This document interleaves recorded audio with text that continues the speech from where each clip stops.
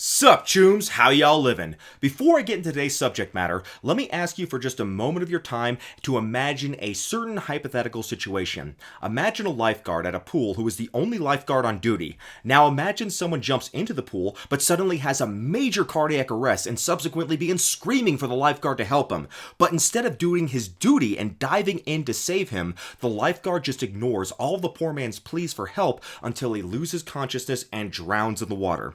The lifeguard clearly did a horrible thing here. So what kind of punishment should he get? 15 years in prison? Life imprisonment? Capital punishment? No matter what your opinion, I'd imagine virtually everybody would agree the lifeguard should face some form of punishment because he had the chance to save someone and he didn't take it. Now, imagine something different. Imagine you know someone who is balding and they may not know about finasteride, or maybe they do know about finasteride but are just too scared to use it. If you do not tell them the truth about finasteride, about how, contrary to all the rampant fear-mongering online, that it is in fact a safe and effective drug, and you instead just let them suffer the slaphead curse for the rest of their lives when you could have intervened and helped them, then I say to you, you are that lifeguard. So, when people ask me why it is I can't just be content with enjoying the benefits of finasteride myself, I tell them that it's because the hardest part about me starting finasteride was just that, starting it. I wasted years of my life either not doing the drug or stopping the drug abruptly when I did start it because I foolishly wasted a lot of time seeking opinions online where everybody would make it out that taking finasteride was the pharmaceutical equivalent of Russian roulette or something like that. I tried to find ways to cope with my inevitable baldness since I was too scared to use finasteride initially, but I couldn't accept it. So eventually, I just did my own research on the subject, and upon becoming better educated on the subject of hair loss, I realized that everything I thought finasteride was doing or could do to me was just in my head, and I was giving myself a nocebo effect. So I finally got on finasteride and halted any further hair loss, and I was pissed off because in the end, the drug didn't do anything bad to me at all, but by the time I had started, I was already teetering on being of Norwood 4, and I could have avoided all that had I just ignored these idiots online and just listened to my doctor and started the drug when he told me I should have. So I ended up having to spend well over $10,000 on hair transplants to just get back a semblance of my old hairline when I could have just started finasteride before I started losing my hair and never have had to suffer all of the pain and misery androgenetic alopecia caused me. I feel that hair loss cost me my 20s, and it didn't have to be that way, but I let the fearmongers get to me, and I will not sit by and let that happen to today's young generation of men. That is why I do what I do. Using finasteride should not be a controversial issue. Losing your hair? No big deal. Just get on finasteride and get on with your life. End of story. Sadly though, because there are so many people out there who are too cowardly to use finasteride, they cannot accept the fact that others found the courage they themselves will never have. So, they take it upon themselves to spread as much fear-mongering and misinformation about this glorious drug as they possibly can, because every time they see or hear about a finasteride success story, it reminds them of their own failures. The lies that the finasteride hate cult spreads about finasteride are nearly endless, and I have addressed many of them on my channel, but perhaps the most egregious lie of them all is their promotion of the pseudoscientific fake condition called post-finasteride syndrome. What is especially reprehensible about this fictitious condition is that the balding bro scientists who promote it are telling young men who are suffering from hair loss that they have to choose between their own hair or permanently compromising their virility. This is of course a completely false dichotomy, as finasteride is clinically proven to be a very well tolerated drug with an extremely low incidence of side effects. Sadly though, there has been so much gaslighting about this subject that we now have a generation of young balding men who think that using a safe and effective drug like finasteride is as risky as a woman accepting a drink from Bill Cosby. That is why it has been my honor to help explain to hair loss newcomers why they're being misled by these finasteride haters. I have in fact created 2 videos already dedicated specifically to the subject of post-finasteride syndrome, which I'll link below, and this video should be considered a part 3, so make sure you watch the first 2 videos before watching this video if you want to. So I was recently in the middle of doing research on my upcoming upcoming video about finasteride and masturbation. And don't worry, that one is still coming, no pun intended. But then somebody posted a recent study and told me, "But Kevin, you are wrong about post-finasteride syndrome. It is real, and I have an article which proves it." So I was initially dismissive and assumed he was just going to post an article I already addressed, but it looks like this one is actually fairly new. In fact, this article is from May of 2021, and it is titled, quote, "Differential Gene Expression in Post-Finasteride Syndrome Patients," unquote. The authors are from Baylor, the University of Texas, and the University of Utah. And I know the research from Baylor in particular has been hyped up tremendously by the anti-finasteride conspiracy theorists, so I am happy to burst their bubble and explain to the world why this study is every bit as much garbage as every other scientific travesty they've ever churned out. So I am happy creating this video knowing it is going to completely ruin the day of the PFS Foundation and the Propecia Help Forum nuts yet again. So in looking over this article, this looks like yet another attempt to find some physical change in people claiming to have post-finasteride syndrome so as to make it seem like it is the real thing. And it's pretty pathetic that after over a decade of fear-mongering, the PFS Foundation still hasn't even managed to convince a fraction of the medical community that this condition they promote, post-finasteride syndrome, even exists at all. So this time they're going to use some pretty involved gene testing, which I'll try to unravel for you. So let's take our usual patented balls deep look at this article and try to have some fun while we're doing it. So right away, the authors show their bias right here in the introduction when they say, quote, "Although 5-AR inhibitors can be helpful in cases of benign prostatic hyperplasia or androgenic alopecia, they come with several known side effects affecting sexual function, including erectile dysfunction and low libido. These effects may persist even after cessation of the medication," unquote. Now, they reference a study to support this claim that sides can persist after stopping the medication, and the study they quote is a meta-analysis of the risk of side effects for 5-AR blockers in men treated for prostatic hyperplasia or BPH. Now, the authors of that study, which I'll link below, don't even look at persistent side effects. They just quote some other studies, and the only one which really addresses persistent side effects is a study from Dr. Trash from 2011, which I trashed in my earlier video titled, quote, "The Dark Side of Finasteride," unquote, which I'll link below, and you can look at it if you want proof that Dr. Trash's evidence is indeed just that, trash. Getting back to the main article, though, the authors, to be fair, at least admit that, quote, "To date, the existence and biological basis of post-finasteride syndrome have been questioned, with some positing a functional or psychogenic etiology. One study reported persistent sexual symptoms in patients on a placebo treatment, while another noted higher reported side effects in patients who were explicitly educated to them," unquote. So you see, it's not just me questioning the existence of post-finasteride syndrome. The fact is, the majority of the scientific community don't take it seriously at all. So the researchers in this study, then talk about how 5-AR blockers might affect neurosteroids, which is just pure fear-mongering because the link between neurosteroids and finasteride use is not well established and is based primarily on rodent studies where the animals were using obscenely high doses, many times higher than what would ever be used in humans of finasteride. And I have a video which discusses finasteride's role in neurosteroid metabolism, which I'll link below if you want to learn more about that. Now, like I've said many times, there is no question that, like all drugs, finasteride has a small risk of side effects, albeit the risks are very rare. But in some individuals, finasteride can cause sexual side effects and depression, though the data from the initial drug trials prove that these sides are not only very rare, but will usually get better with continued use or can be managed with dose titration, such as using, say, 0.5 milligrams every other day, as opposed to 1 milligram daily in the case of side effects. So, accounting for dose titration, finasteride can be used by virtually any individual unless they are allergic to it or something.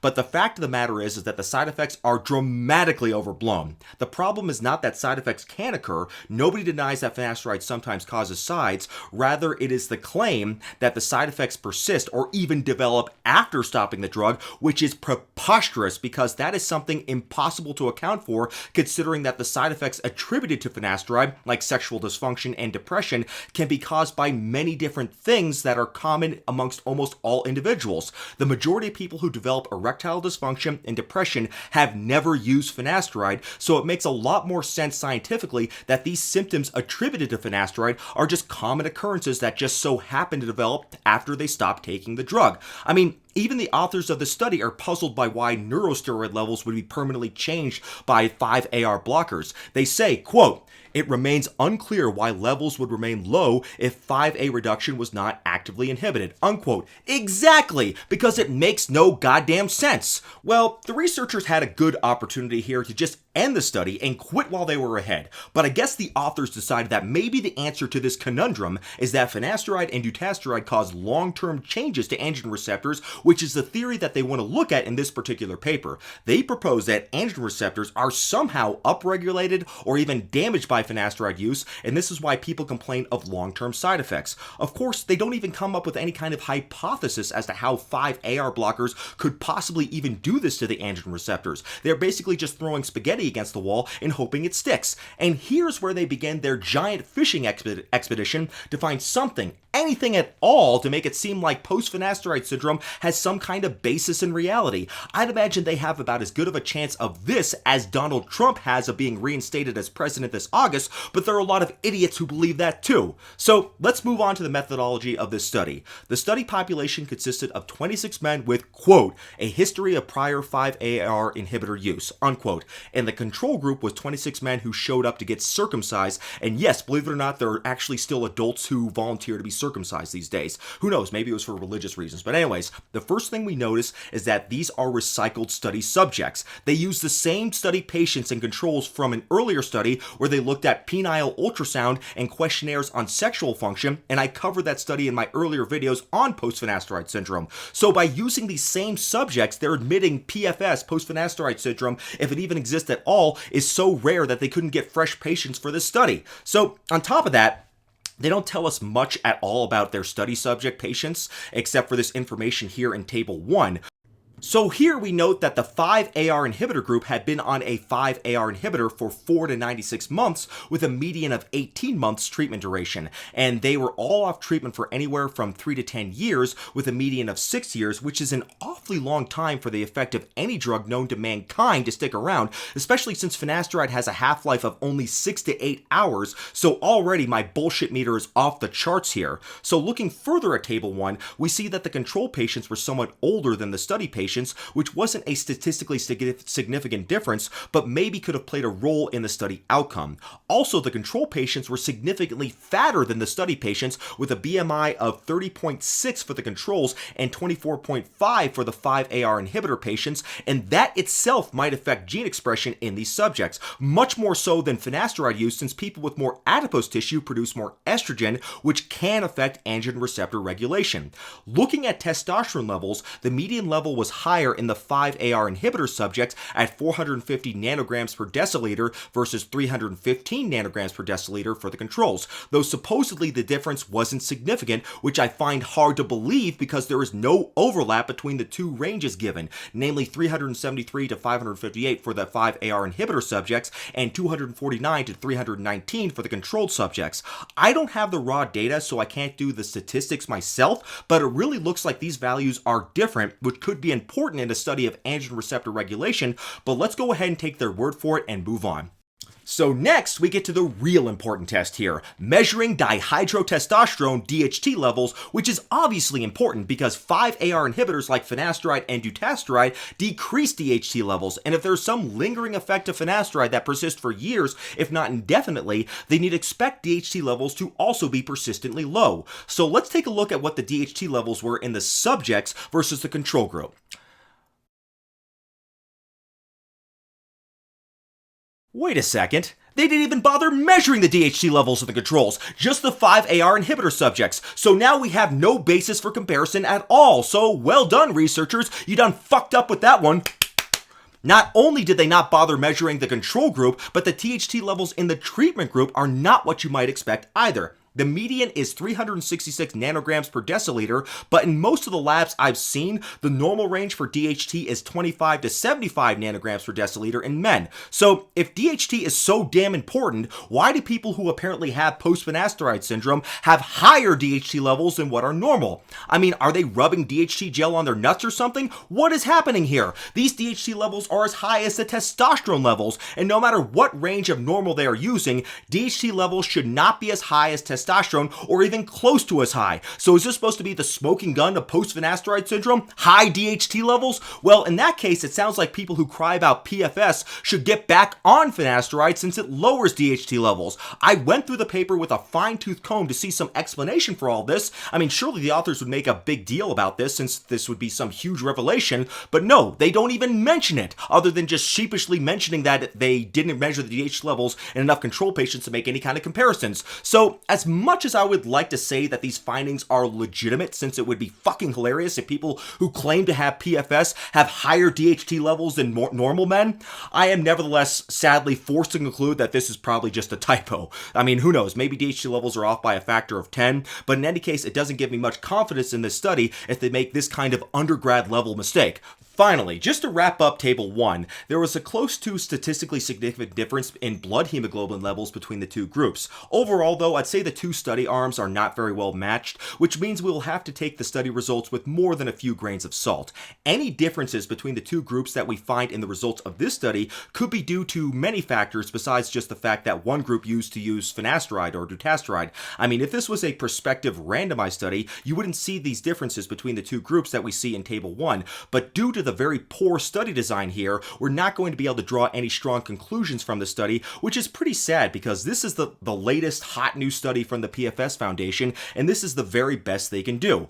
Well, I kind of got sidetracked a bit there looking at the study subjects, so let's get back to the study methods. What were they looking at here specifically? Well, as the title implies, they are looking at gene expression, and the methods are full of technical gobbledygook that will make your average bro scientist look at it and think, oh wow, this is real science, post-finasteride syndrome must be real or something like that. Well, it is very technical, but fortunately I know someone who has a PhD in molecular biology, and her assessment of it was that it's a bunch of gobbledygook bro science. Basically, the researchers here are just on a fishing expedition, and they're looking at thousands of different genes to see if there's a difference between the supposed post-finasteride syndrome subjects and the normal controls. One problem with this is that they pooled all the data from the tissue samples together, so that rather than being able to say that a certain percentage of each group had abnormalities in gene expression, the tissue samples and the controls are all considered by definition to be normal, and any differences in the 5-AR inhibitor subjects are considered to be abnormal. By doing the analysis this way, they're making it seem that all the abnormalities are in the 5-AR inhibitor group, when some of the findings in the 5-AR inhibitor group may really just be normal, and it is the control group that has the abnormalities. Also, by blending the data in the groups together, it's possible that the abnormalities just arise from just one or two of the subjects and are not typical of the subjects overall. In addition, the investigators didn't take into account any other factors that might explain differential expression, like the factors we saw in Table 1, such as the BMI, the age, the hemoglobin levels, as well as numerous other factors that they didn't even bother to look at all.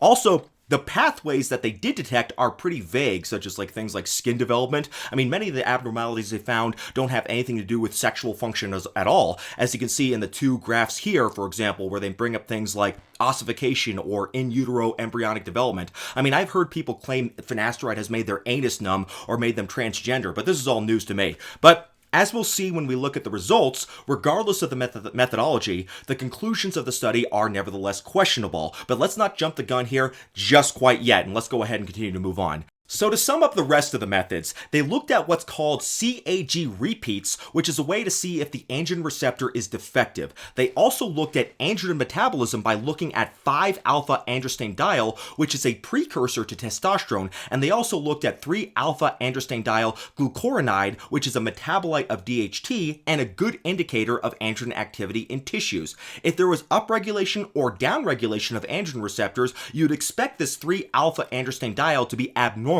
So keep that in mind when we look at the results. Oh, and finally, like I mentioned, they forgot to measure DHT in the control subjects. So way to go, guys. Before we get to the results, though, we should look at where they got the tissue samples from in the study. Well, In the 5-AR inhibitor subjects, they did a penile biopsy at the base of the shaft of the penis. Yikes! That sounds very painful, but I guess any sacrifice in the name of science for PFS sufferers is worth it, right?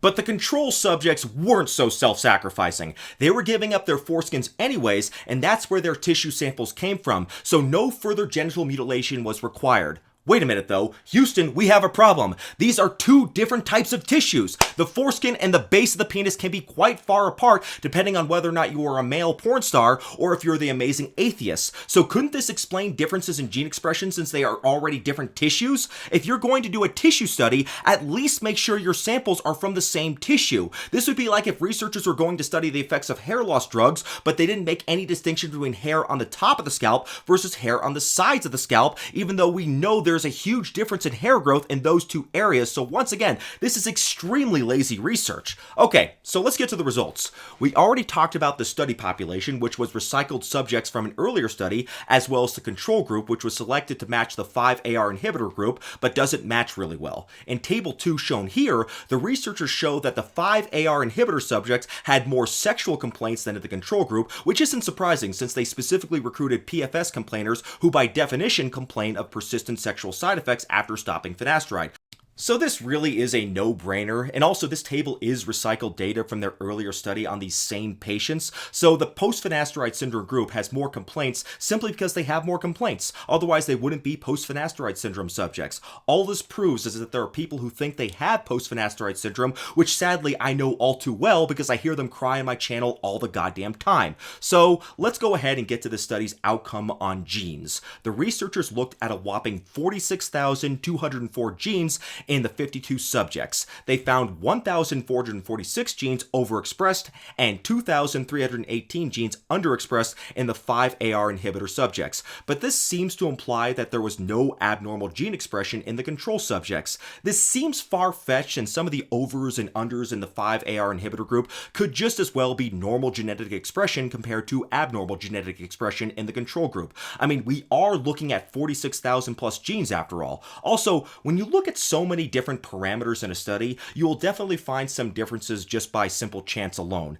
A classic example of this is from an old study of treatments for heart attacks, which is referenced in this paper here. This study, which was somewhat unfortunately titled the ICES study, found that aspirin was extremely beneficial in treating acute heart attacks. However, when they just for fun decided one day to analyze the results by horoscope sign, they found that Geminis and Libras had no benefit from aspirin at all. Does this prove astrology is real? Of course it doesn't. The point of the story is that the more parameters you look at, the more likely you're going to find what looks like a real difference, but is actually just by chance. I'm sure this applies to looking at 46,000 genes too, so this proves nothing other than that they're looking at too many damn parameters to come to any real conclusion. This really is just a fishing expedition, except all they caught was an old boot. Well, keeping this in mind, they did find overexpression of the androgen receptor gene in the 5-AR inhibitor subjects, though the difference was 9.961 versus 9.495, which seems pretty small. They did not find any abnormality of the androgen receptors themselves, which means the androgen receptors were not defective.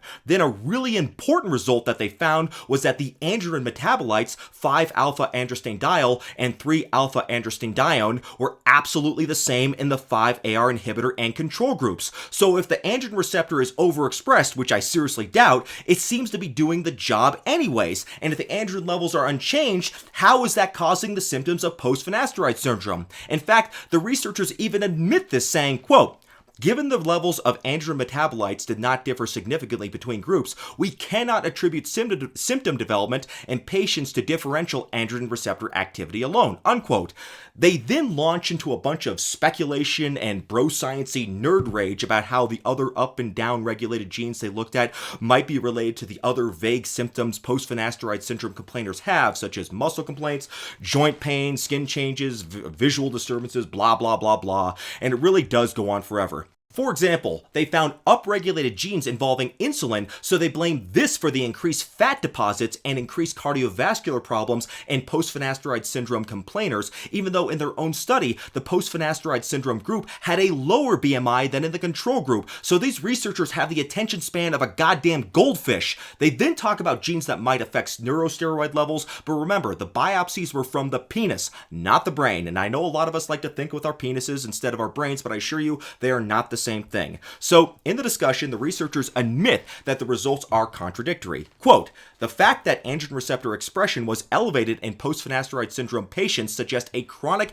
androgen deficient or activity deficient state. However, the lack of a difference in androgen activity markers indicates the opposite conclusion, unquote. What they don't discuss is that the gene changes they saw, if they are not just due to chance as we discussed earlier, can't be assumed to be due to finasteride that they stopped taking years before. This is a classic post hoc propter hoc fallacy, which means in Latin, after this, therefore because of this. The fallacy is that just because B happens after A doesn't mean that B was caused by A. Erectile dysfunction is a very common disorder affecting as many as 30% of men, and just because it sometimes arises after taking and stopping finasteride doesn't mean that finasteride caused it. None of the studies, including this one, addresses that fundamental issue. Maybe someday, if a study does address it, which I seriously doubt, it will appear in the New England Journal of Medicine and not just the Journal of Sexual Medicine, which is just a random minor throwaway journal. I mean, believe me, if there were definitive proof of post-finasteride syndrome being real, it would be published in a top-tier journal like the New England Journal of Medicine. The post-finasteride syndrome crown can't even get a decent article posted on frickin' Wikipedia, so they have a long way to go. So, to give the authors some credit though, they do summarize the strengths and weaknesses of their study. For strengths, they note the advanced gene expression analysis, which looks impressive on paper, but is not as impressive as it looks. And they are proud that, quote, this study is the first to evaluate multiple proposed etiologies for PFS and provide biologic evidence for each, unquote. Though like I said, all of this is just pure speculation on their part. Then they say that the fact that because not all the results match their hypothesis, namely that the testosterone metabolites were no different in the two groups, that this is somehow a strength of their study. Of course, a more reasonable interpretation when there are contradictory results is that their hypothesis about post-finasteride syndrome is simply wrong.